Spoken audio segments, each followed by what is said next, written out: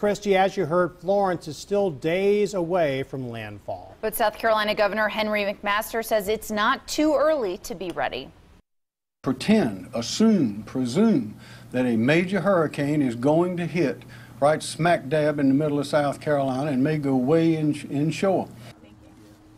Right now, both Carolinas and Virginia are under a state of emergency. Christine Scarpelli is live in Columbia at the State Emergency Operations Center. Good morning, Christine. Certainly, guys. Yeah, that state of emergency means exactly that, getting resources, everything prepared for that emergency, that powerful storm that if it hits South Carolina means people, especially on the coast, need to be ready, and in many cases ready to evacuate.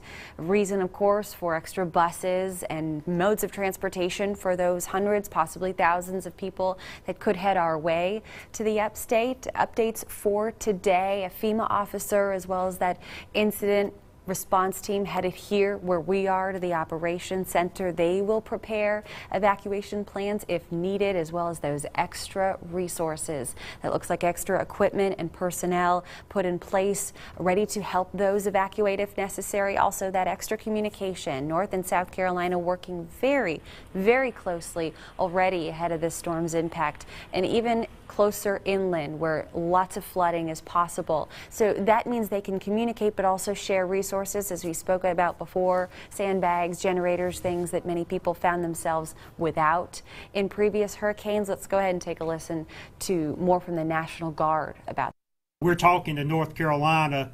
We're getting commitments of assets from them if something happens in South Carolina, and they're getting commitments from us for assets if something happens in North Carolina.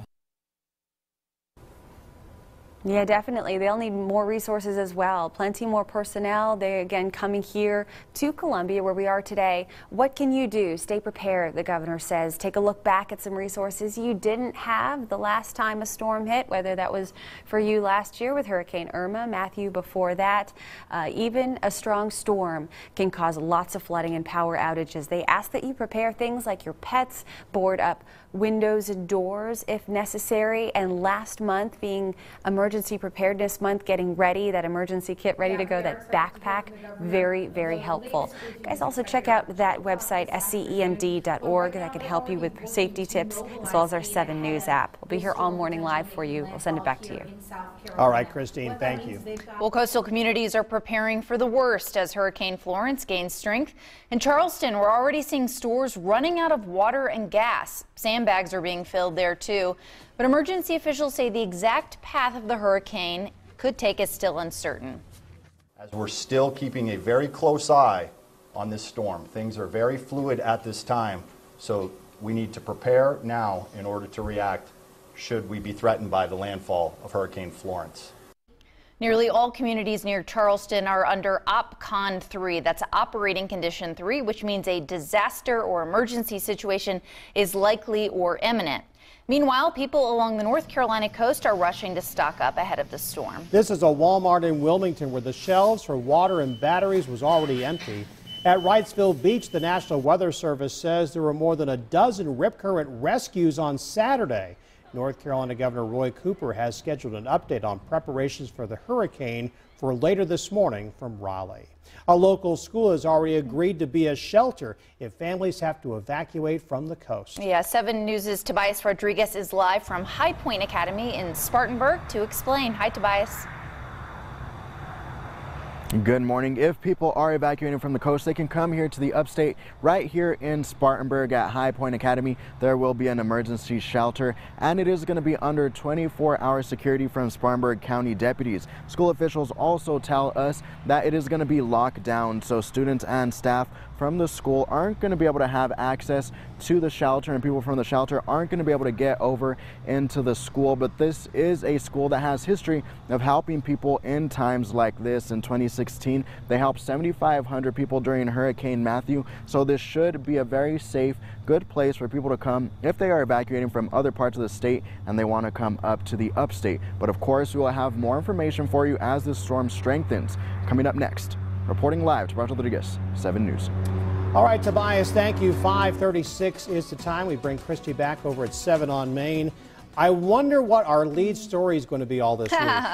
Yeah, kind of obvious on that one, isn't it, with Florence on the way. And really not to sideline our local weather, because we will have some showers and storms around. It's just that this hurricane has the potential to do some life-threatening, devastating damage along our coastline. So we're tracking 3 hurricanes. It's the peak of the hurricane season. That part's not unusual. But of course, Hurricane Florence is on the move this morning. It is strengthening, a Category 2 hurricane, moving to the west-northwest at 9 miles per hour. Top winds now at 105 miles per hour. We could be talking about 140 or 150 mile an hour hurricane as soon as Wednesday. Looking good on satellite there. Very healthy hurricane, expected to maintain that healthiness and also gain some strength. Risk potential. Highest risk for major impacts will be along the North Carolina coast, just over towards Myrtle Beach. Still in play for major impacts, the upper South Carolina coast down towards Charleston. South of Charleston, lower chances for major impacts based on the trend for this track.